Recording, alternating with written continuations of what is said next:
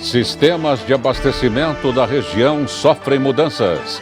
Cartões, auxílio, medicamentos são entregues à população de São Caetano. Pesquisa mostra que moradores do ABC praticam atividades físicas constantemente. A Anatel divulga novas medidas de segurança para a telefonia móvel.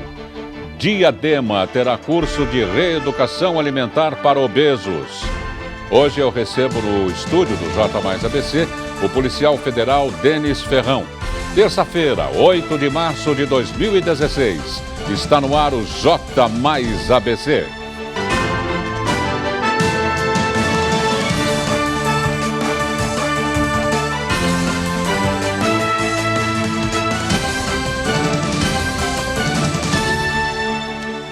Muito boa noite.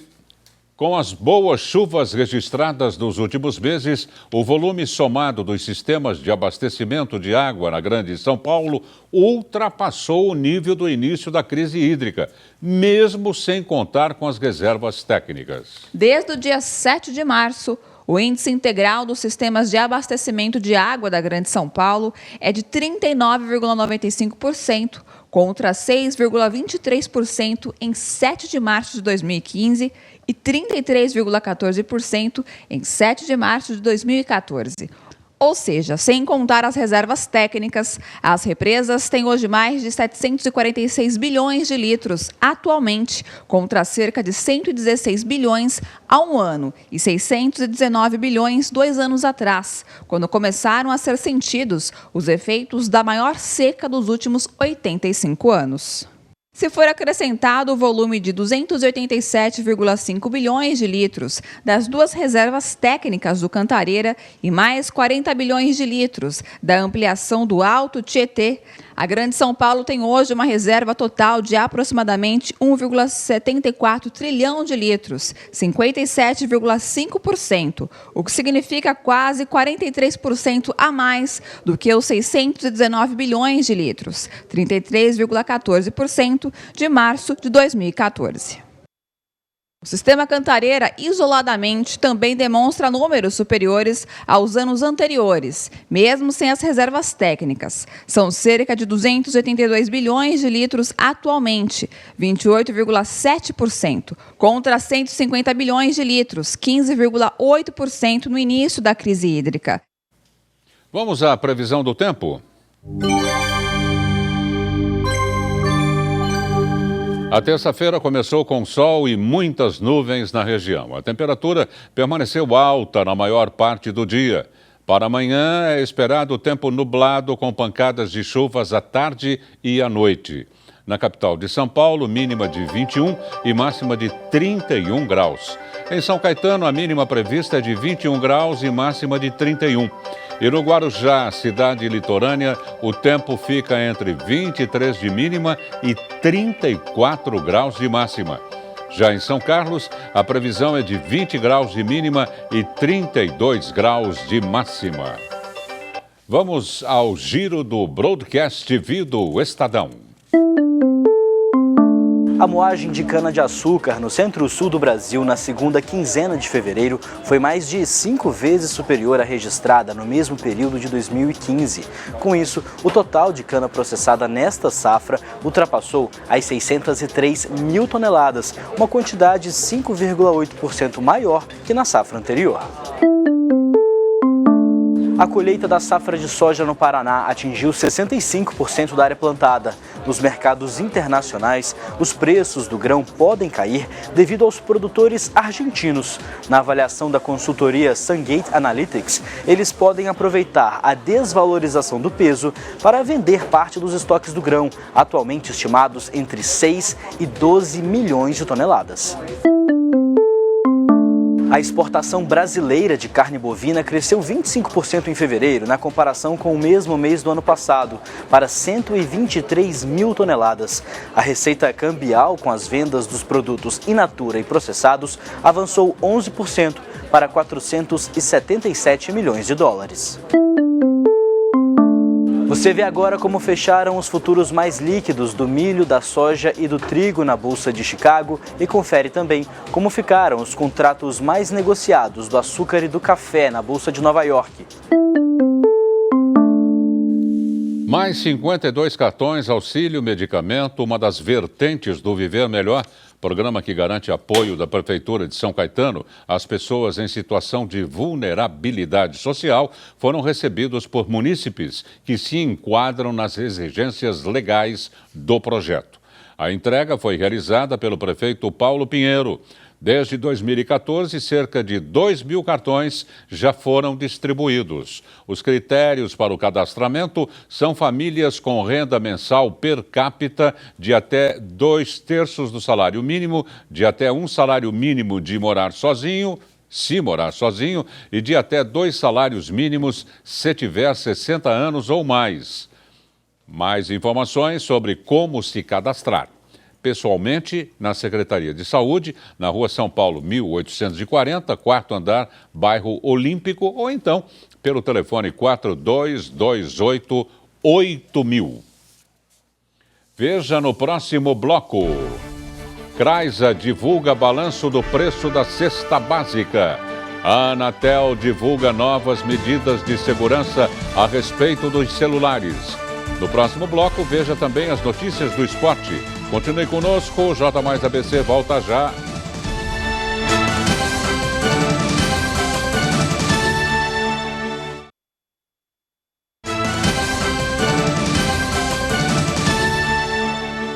Craiza vê estabilidade no preço médio da cesta básica de fevereiro.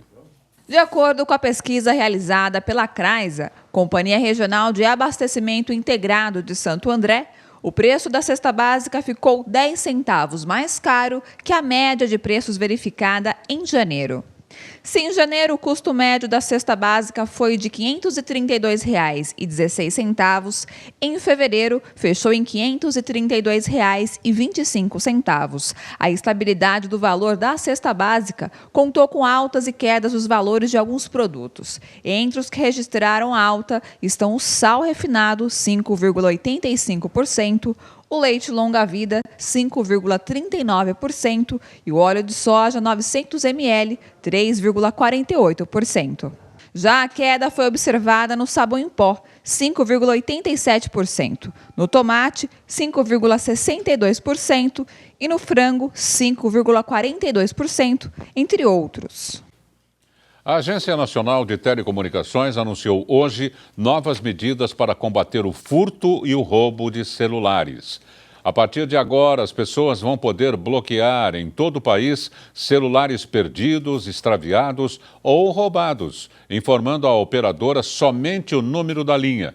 Além disso, o usuário pode dar início a esse processo na delegacia no momento do registro da ocorrência. O objetivo dessa medida é eliminar a utilidade dos celulares furtados, o que vai contribuir para diminuir crimes contra pessoas, estabelecimentos comerciais e veículos de transporte de carga. O processo, que levava até 6 dias para ser concluído, pode cair para até 48 horas com a nova mudança. Vamos agora ao nosso Giro Esportivo.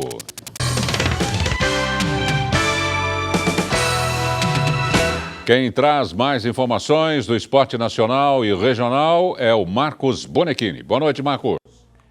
Boa noite, Dácio. Começamos falando do Palmeiras, que amanhã à noite recebe no Allianz Parque o Nacional do Uruguai pela 3ª rodada da Libertadores. E mostrando toda a sua euforia com a competição, o torcedor palmeirense deve lotar a sua arena. Mais de 30 mil ingressos já foram vendidos antecipadamente até hoje. Dentro de campo, o técnico Marcelo Oliveira disse esperar que seu time repita a vitória do último confronto, que foi contra o Rosário Central da Argentina, mas com mais domínio e regularidade durante a partida. E o Corinthians? O Corinthians já chegou em Assunção, no Paraguai, onde enfrenta amanhã também o Cerro Porteño pelo Grupo 6 da Libertadores. Para esse confronto, o técnico Tite deve promover aí a volta de Felipe, Wendel, Giovanni Augusto, Guilherme e André, que foram poupados aí do clássico do último domingo contra o Santos, quando o Timão foi derrotado. E falando de futebol feminino, a seleção brasileira conheceu ontem à noite o seu adversário na final da Copa Algarve, disputada em Portugal. É o Canadá. As brasileiras fizeram uma grande campanha até agora, com 3 vitórias nos 3 jogos disputados e são as favoritas para vencer a competição. E o São Caetano vai a Mirassol enfrentar os donos da casa. Líder e ainda invicto nesse Paulistão, o azulão do técnico Luiz Carlos Martins quer manter a sua performance e trazer uma vitória do interior paulista. Bom, Dácio, eu fico por aqui. Acompanhe o Esporte Mais às 8 da noite, hoje especial, trazendo mulheres no esporte. Até lá. Até lá, Marcos. Vamos ao Parque da Juventude, em São Bernardo, de onde fala o repórter Guga Mendonça, em nosso Link Mais. É com você daí, Guga. Boa noite, Dácio. Muito boa noite ao assinante ligado no J Mais ABC. Falamos aqui direto do Parque da Juventude, em São Bernardo. Vamos aí a mais uma notícia do esporte. Amanhã, a partir das 3 da tarde, o Santo André recebe a Penapolense no Bruno José Daniel, em Santo André. O Santo André, que está na 8ª posição do Campeonato Paulista da Série A2 e busca a vitória, porque o interesse do Ramalhão é estar entre os 4 classificados, os 4 primeiros, para poder decidir suas partidas em casa. E também no próximo dia 10 abrem as inscrições para a meia maratona de Santo André, evento que comemora o aniversário da cidade de Santo André. Tem no 5K, no 10K e também nos 21 e também uma prova especial para crianças. Mas hoje, Dia Internacional da Mulher, eu estou aqui com a diretora de esportes de São Bernardo do Campo, a Cleide Rocha, que está há 34 anos no serviço público e lidando com esporte, uma mulher de fibra, com certeza. Boa noite a todos da TV Mais, a todos os telespectadores. É um prazer estar aqui com vocês essa noite. Agora, Cleide, você, professora de Educação Física, atuando no esporte e também tem uma outra profissão, né? Foi a primeira árbitra de futebol, não é isso? As estatísticas dizem que sim, né? Eu me formei em 77, depois em 82 é que eu acabei fazendo curso na Federação Paulista, então com certeza, não sei, profissionalmente acredito que tenha sido eu a primeira, sim. Tá aí, a Cleide, ela volta com a gente do Esporte Mais para falar um pouco mais dessas histórias, né? Da primeira mulher que enfrentou aí a arbitragem até o momento só dominada pelos homens. Guga Mendonça para o J Mais ABC. Pesquisa mostra que moradores do Grande ABC são os mais ativos do país. A população adulta do Grande ABC pratica mais atividades físicas do que o restante do país. É o que mostra uma pesquisa inédita da Secretaria de Estado da Saúde, em parceria com o Celafisques, Centro de Estudos do Laboratório de Aptidão Física de São Caetano do Sul. O resultado mostra que 65% da população regional pratica exercícios conforme a recomendação da Organização Mundial de Saúde, a OMS. 30 minutos diários de atividade física, de moderada a vigorosa, ou no mínimo 150 minutos por semana. O índice mediano do Brasil é 10 pontos percentuais menor que o verificado na região. O destaque vai para a cidade de Mauá, que aparece como o município mais ativo da região. Já Ribeirão Pires tem o maior índice de sedentarismo, que abrange 39% de seus 418 mil moradores. Verificou-se ainda que as mulheres do Grande ABC são mais ativas do que os homens, ao contrário do que ocorre em outros municípios. A recomendação da OMS é seguida por 69% do público feminino, índice superior ao dos homens, que é de 63%. Veja no próximo bloco, Diadema terá curso de reeducação alimentar para obesos. Também no próximo bloco, eu recebo no estúdio do J Mais ABC o policial federal Denis Ferrão. Continue conosco, o J Mais volta já já.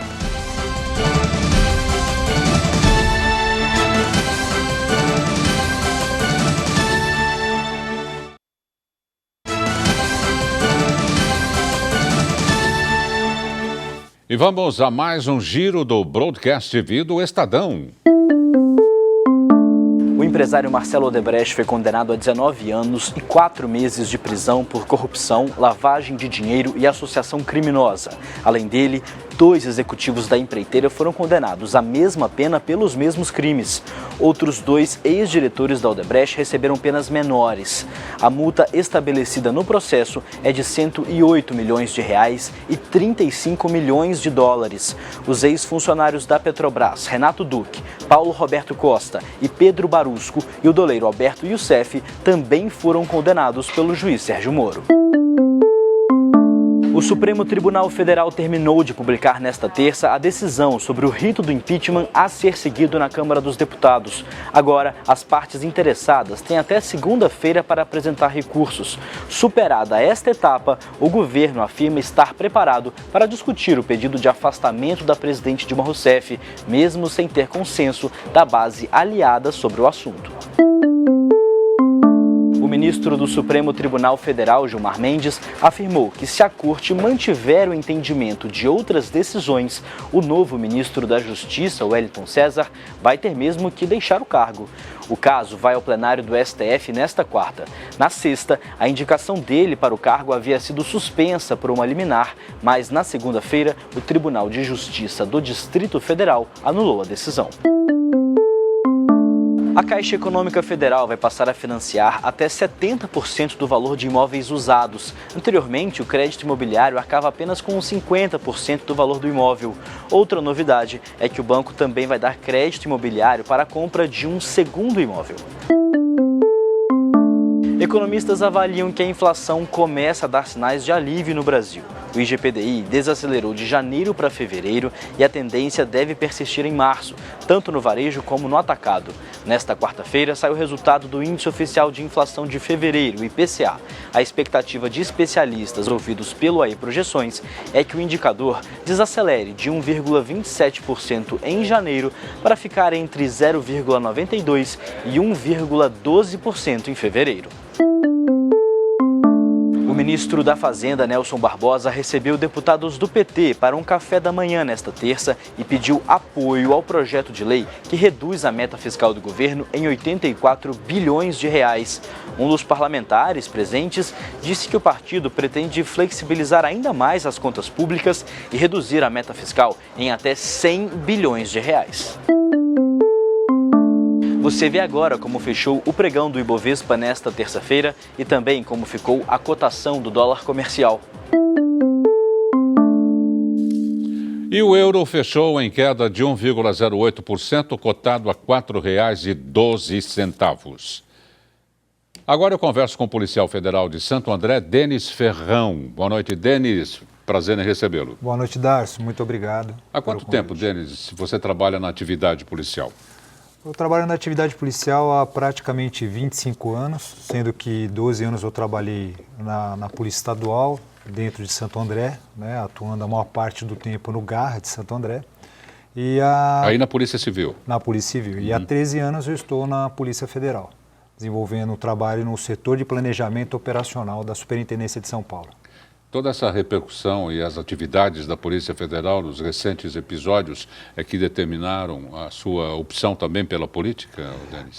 Eu, na verdade, acho que a indignação pública, né, o fato de muita gente nos procurar, inclusive para denúncias graves, isso tem tomado uma forma que cheguei à conclusão de que, mesmo desconfortável a gente se expor, a gente falar sobre política hoje, se o cidadão de bem não se mobilizar nesse sentido, não fizer parte desse aparato, desse panorama, cada vez mais a gente fica sobrestado, pagando contas que não nos dizem respeito e permitindo que a corrupção mantenha o sistema corrupto em si mesmo, né?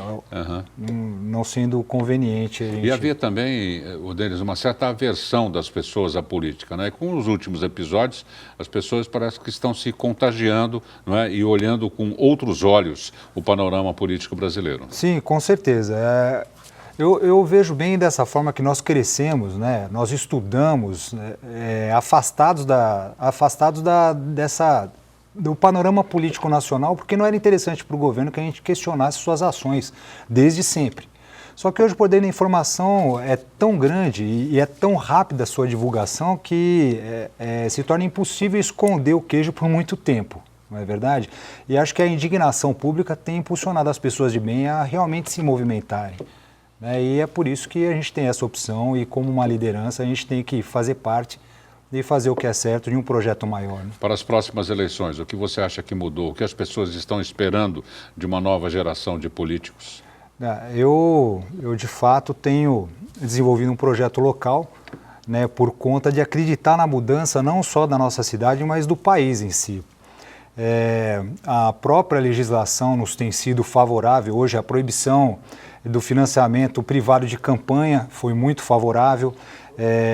Tudo bem, sempre vão dar um jeito, sempre vão buscar uma alternativa, então o financiamento de um particular pode ocorrer, mas vai ser muito difícil um particular se envolver nesse tipo de condição, porque sabe que sua vida fiscal vai ficar exposta, né? Então eu acredito que a opção daquele que é corrupto e daquele que trabalha com dinheiro embaixo do colchão vai ser o Caixa 2, e o Caixa 2 é crime.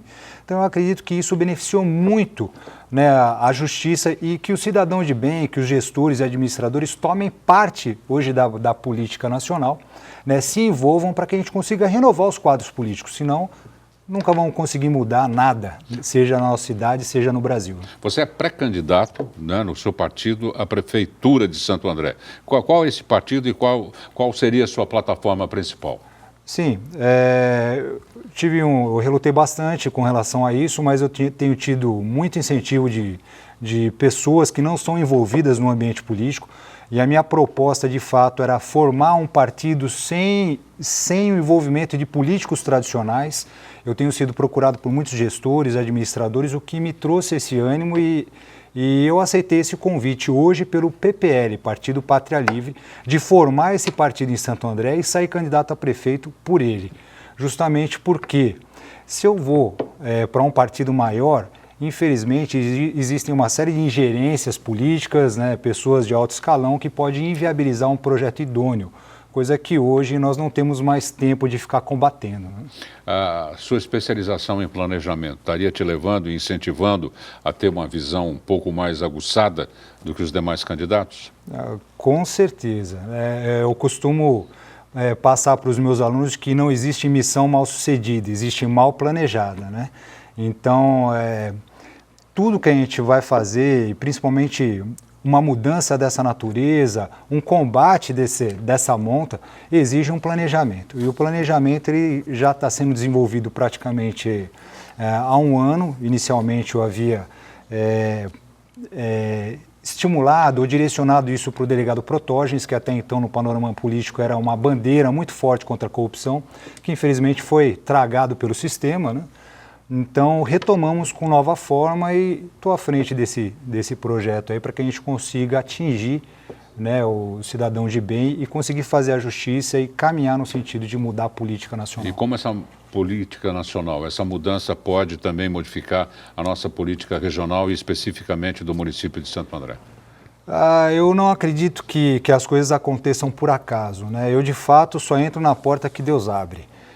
Eu tenho visto diversas alterações na legislação, diversos apontamentos que hoje têm favorecido uma mudança assim. Eu sei que muita gente questiona se o Brasil vai mudar ou não vai mudar, mas uma coisa se tornou muito claro, até em virtude das grandes operações, né, da Lava Jato, essencialmente. Se a pessoa não responder no momento em que ela está executando o ato criminoso de corrupção no panorama político, nos bastidores políticos, vai responder depois. Isso é uma máxima, é uma certeza, porque existem diversas forças aí, aquele que quer se beneficiar e aquele que está de olho nesse benefício. De uma forma ou de outra, isso vai se tornar notícia. Obrigado, Denis Ferrão, pela sua presença e boa sorte nos seus planejamentos. Muito obrigado. Boa noite. As pessoas com doenças cardíacas ou diabetes, hipertensão, colesterol e outros problemas de saúde provocados pela obesidade têm a oportunidade de integrar a segunda turma do curso Melhor Peso Agora. Emagreça com qualidade. Durante as aulas, será ensinado a emagrecer pela reeducação alimentar e nutricional. As inscrições, abertas até dia 11, podem ser feitas junto ao Centro de Referência de Segurança Alimentar e Nutricional de Diadema, Josué de Castro, o Crescent. O curso é gratuito e é para pessoas maiores de idade, residentes em Diadema, que estejam acima do peso com a obesidade grau 1, 2 e 3, com prioridade para aqueles com a saúde prejudicada pelo excesso de gordura. Hoje é um dia muito especial. Uma mensagem do J+, para uma mulher bonita. Porque uma mulher bonita não é aquela de quem se elogiam as pernas ou os braços, mas aquela cuja inteira aparência é de tal beleza que não deixa possibilidades para admirar as partes isoladas. E o J+ ABC desta terça-feira termina aqui. Outra exibição do nosso telejornal você confere à 00:30. No decorrer de nossa programação, assista aos boletins dos 60 segundos e do Broadcast TV do Estadão. Nós voltamos amanhã às 7 da noite. Até lá.